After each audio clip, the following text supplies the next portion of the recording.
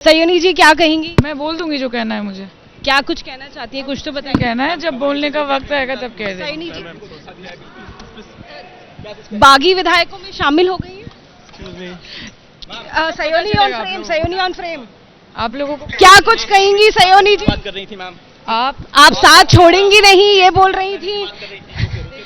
मैं चड्डा नहीं हूँ ये बोल रही थी। आपको जवाब नहीं दूंगी, मैं जवाब सिर्फ अपने क्षेत्र के लोगों को दूंगी। ये लोग आपकी बात सुन रहे हैं सयोनी जी, ये आवाज आपके लोगों तक पहुँच रही है, क्या कुछ आप बताएंगी? आवाज चड्डा आगे भी पहुंचेगी, चड्डा नहीं हूँ चड्डी बन जाऊँ ऐसी बात आप आगे भी पहुंचेगी, जवाब मिल जाएगा आपको। তৃণমূলের সংসদীয় দলের বিদ্রোহী ব্লকের আজকে বৈঠক রয়েছে দিল্লিতে এবং যে বৈঠকে যোগ দিতে একে একে এই বিদ্রোহী ব্লকের সাংসদরা তারা দিল্লির উদ্দেশ্যে রওনা হওয়ার পর ইতিমধ্যে একে একে দিল্লিতে পৌঁছতে শুরু করেছেন। মালা রায় থেকে শুরু করে সায়নী ঘোষ, কাকলি ঘোষ, তসিদার দেব, তারা প্রত্যেকেই দিল্লির উদ্দেশ্যে যখন রওনা হচ্ছেন কলকাতা বিমানবন্দরে সেই ছবি আপনাদের সামনে দেখেছি। এই বিদ্রোহী ব্লকের নেতারা তারা আজকে বৈঠক করবেন এবং এরপর আগামীকাল স্পিকারের সঙ্গে তাদের দেখা করারও একটা সম্ভাবনা রয়েছে। আপনারা জানেন এই বিদ্রোহী ব্লকের সাংসদদের সংখ্যা যে আগে 19 ছিল তা ইতিমধ্যে বেড়েছে, তার কারণ সুদীপ বন্দ্যোপাধ্যায় তিনিও এই বিদ্রোহী ব্লকে যোগ দিয়েছেন। এই মুহূর্তে দেখতে পাচ্ছেন সায়নী ঘোষ যখন কলকাতা বিমানবন্দরে প্রবেশ করছেন সেই সময়ের ছবি, তিনি দিল্লির উদ্দেশ্যে ইতিমধ্যেই উড়ে গিয়েছেন। অন্যদিকে একে একে মালা রায় থেকে শুরু করে জুন মালিয়া তারা প্রত্যেকেই যখন রওনা হচ্ছেন এবং দিল্লিতে তারা ইতিমধ্যেই পৌঁছেও গিয়েছেন। বিদ্রোহী ব্লকের সাংসদদের বৈঠক যা শুরু হতে চলেছে আজকে।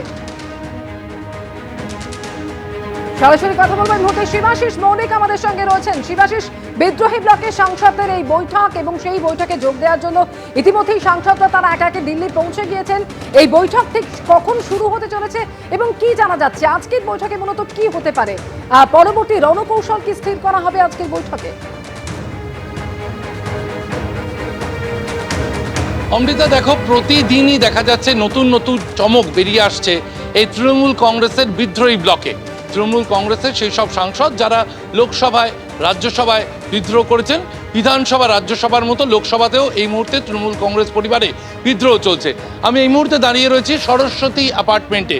দিল্লিতে সাংসদদের জন্য বরাদ্দ করা যে আবাসনগুলি তারই একটি হচ্ছে এই সরস্বতী আবাসন, এবং সরস্বতী আবাসনে থাকেন মালা রায়। দক্ষিণ কলকাতার তৃণমূল কংগ্রেসের সাংসদ মালা রায় কয়েক মিনিট আগেই তিনি দিল্লির তার এই ঠিকানায় এসে পৌঁছেছেন, সরস্বতী অ্যাপার্টমেন্ট। এই সরস্বতী অ্যাপার্টমেন্টের দোতলার কার্যত 202 নম্বর যে ঘর, সেখানে থাকেন দক্ষিণ কলকাতার তৃণমূল কংগ্রেসের সাংসদ মালা রায়। মালা রায় একটু আগে এসে পৌঁছেছেন এবং তিনি যেমনটা জানিয়েছেন বিকেল 4টে নাগাদ বৈঠক রয়েছে। যা বলার তিনি তারপর সংবাদ মাধ্যমে বলবেন। তিনি এখন কোনো মন্তব্য করতে চাননি।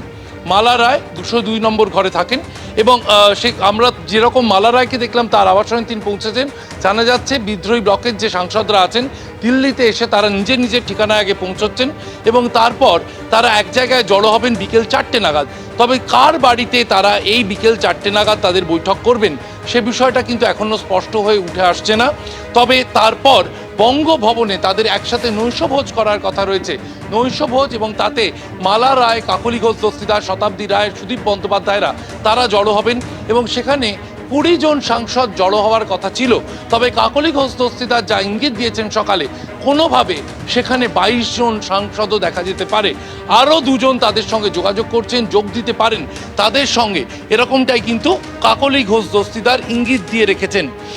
ইতিমধ্যে আমরা দেখেছি গতকালকে 19 থেকে 20 হয়েছে এই সংখ্যাটা, এবং 20তম ব্যক্তি হিসেবে যিনি যোগ দিয়েছেন তিনিই হয়তো লোকসভাতে এই বিদ্রোহী ব্লকের নেতা হতে চলেছেন। কারণ 2011 থেকে 2025 দীর্ঘদিন লোকসভাতে তৃণমূল কংগ্রেসের দলনেতা হিসেবে দায়িত্ব পালন করেছেন সুদীপ বন্দ্যোপাধ্যায়। সেই সুদীপ বন্দ্যোপাধ্যায় তিনি গতকালকে ভূপেন্দ্র যাদবের বাড়িতে এসে পৌঁছলেন। ভূপেন্দ্র যাদব যিনি এই মুহূর্তে পশ্চিমবঙ্গের যে বিজেপির কেন্দ্রীয় নেতৃত্বের তরফে নির্বাচনী পর্যবেক্ষক হিসেবে, কেন্দ্রীয় নির্বাচনী পর্যবেক্ষকের দায়িত্ব পালন করছেন ভূপেন্দ্র যাদব। সেই ভূপেন্দ্র যাদবের বাড়িতে গতকালকে পৌঁছে গেলেন সুদীপ বন্দ্যোপাধ্যায়। শতাব্দী রায় তার সঙ্গে ছিলেন এবং নিশিকান্ত দুবের সাথে সেখানে তাদের বৈঠক হয়েছে। নিশিকান্ত দুবের সাথে বৈঠক হয়েছে। ভূপেন্দ্র যাদব পরে তার বাড়িতে এসে পৌঁছন এবং তার অফিস সূত্রে যা জানা গিয়েছে তাতে শতাব্দী রায়, সুদীপ বন্দ্যোপাধ্যায় তারা এসেছিলেন, তারা বৈঠক করেছেন। সেই সময় সূত্র মারফত যা জানা যাচ্ছে, সুদীপ বন্দ্যোপাধ্যায় এই যে চিঠির কথা বারবার উঠে আসছে, যে বিদ্রোহী ব্লকের সাংসদরা সই করেছেন, 19 জনের সই আগেই প্রকাশ্যে এসেছেন, তাতে 20তম ব্যক্তি হিসেবে সই করেছেন সুদীপ বন্দ্যোপাধ্যায়, এ কথাও জানা যাচ্ছে। এবং বয়ান কি আছে, সেই বয়ান নিয়ে জগদীশ বাথুনিয়ার সাথে আমরা যখন কথা বলেছিলাম, বলা হয়েছিল ইস্যু ভিত্তিক এনডিএকে সমর্থনের কথা তারা ভাবছেন, এবং তৃণমূল কংগ্রেস থেকে বের করে লোকসভাতে যেন তাদের স্বতন্ত্র শাখা হিসেবে দেখা হয়, অর্থাৎ মমতা বন্দ্যোপাধ্যায়, অভিষেক বন্দ্যোপাধ্যায়ের নেতৃত্ব থেকে বেরিয়ে তারা স্বতন্ত্র শাখা হিসেবে আত্মপ্রকাশ করতে চাইছেন। এবং এই একদমই শিবাশিস, কাল স্পিকারের সঙ্গে দেখা করবেন বিদ্রোহী ব্লকের সাংসদরা। কালই কি তাহলে পৃথক ব্লকের তারা দাবি জানাতে চলেছেন? মালা রায়, তৃণমূল সাংসদ অর্থাৎ বিদ্রোহী ব্লকের সাংসদ, তিনি ইতিমধ্যেই পৌঁছে গিয়েছেন দিল্লিতে। মালা রায় কি বলেছেন পৌঁছানোর পর দেখাবো। মালাদি, আপনি দক্ষিণ কলকাতার সাংসদ, কি বক্তব্য? হঠাৎ এই ধরনের একটা, পরে বলবো, আমরা সব পরে বলবো। আজকে কোনো বৈঠক রয়েছে আপনাদের? হঠাৎ এই ধরনের হ্যাঁ, চারটে পরে বলবো, সব একসঙ্গে বলবো। বিরোধী দলে কেন হঠাৎ বিরোধী শিবিরে কেন? একসঙ্গে বলবো, সব একসঙ্গে বলবো। মমতা বন্দ্যোপাধ্যায়ের সঙ্গে কোনো কথা হয়েছে এর মধ্যে? কিন্তু দলের ভাঙনটা কি প্রত্যাশিত ছিল? দিল্লিতে বিদ্রোহী সাংসদদের বৈঠক আজকে হতে চলেছে, আর সেই বৈঠকের আগে কাকরে ঘোষ দস্তিদার তিনি যে কথা বললেন তাতে নতুন করে জল্পনা তৈরি হচ্ছে। তিনি বলছেন বিদ্রোহী সাংসদদের সংখ্যা 20 থেকে 22 হতে চলেছে। পশ্চিমবঙ্গের পরিস্থিতি যে জায়গায় গেছিল, তার বিরুদ্ধে যারা মত দিয়েছিলেন তাদের সঙ্গে কথাবার্তা হয়েছিল, তার মধ্যে আরো কেউ বিদ্রোহী ব্লকে আসবেন। সংখ্যাটা 20 বলেছিলাম, আসলে 22। আর কি বললেন তিনি, শুনুন।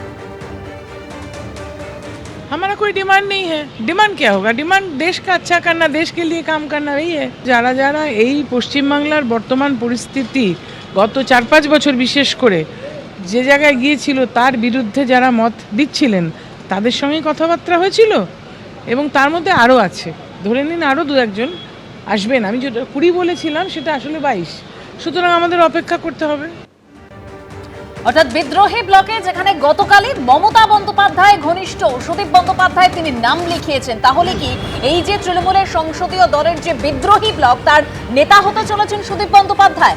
আগামীকাল স্পিকারের সঙ্গে তারা দেখা করবেন, সেখানেই কি পৃথক ব্লকের দাবি জানাতে চলেছেন এই বিদ্রোহী ব্লক? কারণ আজকে কিন্তু ইতিমধ্যেই দিল্লিতে তৃণমূলের বিদ্রোহী ব্লকের বৈঠক রয়েছেন। একে একে সাংসদরা তারা কলকাতা বিমানবন্দর থেকে এই বৈঠকে যোগ দেওয়ার জন্য রওনা দিচ্ছেন। ঠিক যে সময় তারা রওনা দিচ্ছেন, সেই মুহূর্তের ছবি আপনারা দেখতে পাচ্ছেন।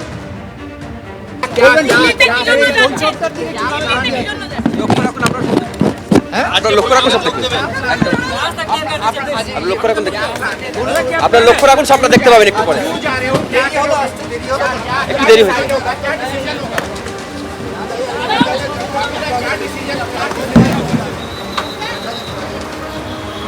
একদম যে ছবি আপনারা দেখতে পাচ্ছেন, একের পর এক বিদ্রোহী ব্লকের যারা সাংসদ তারা আজকে বৈঠকে যোগ দেওয়ার জন্য কলকাতা বিমানবন্দর থেকে তারা রওনা দিচ্ছেন। আর এই কলকাতা বিমানবন্দর থেকে আমাদের প্রতিনিধি জিলম করঞ্জাইও রয়েছেন। জিলম, আপনার লক্ষ্য রাখুন, সবটা দেখতে পাবেন একটু পরে। একদমই, আমি যেখানে দাঁড়িয়ে রয়েছি আমার ঠিক পেছনের যে গেটটা দেখতে পাচ্ছ, এই গেটে থেকে আমরা সকালে দেখলাম যে একে একে তৃণমূলের যে সাংসদ তারা যাচ্ছেন। গেট 3C সকালবেলায় আমরা দেখলাম এখান থেকে মালা রায়, কাকলি ঘোষ দস্তিদার, দেব, সায়নী, জুন মালিয়া, তারপরে শর্মিলা সরকার, একে একে প্রত্যেকে গেলেন। এবং যেমন কাকলি ঘোষ দস্তিদার তিনি কিছু কথা বলেছিলেন, তবে বাকিরা কেউ সেরকমভাবে কথা বলেনি। শেষ 1:25 নাগাদ এখান দিয়ে বাপি হালদার ঢুকলেন, তৃণমূলের সাংসদ। তিনি যাওয়ার সময় সাংবাদিকদের প্রশ্নের উত্তরে বললেন, লক্ষ্য রাখুন, সব দেখতে পাবেন।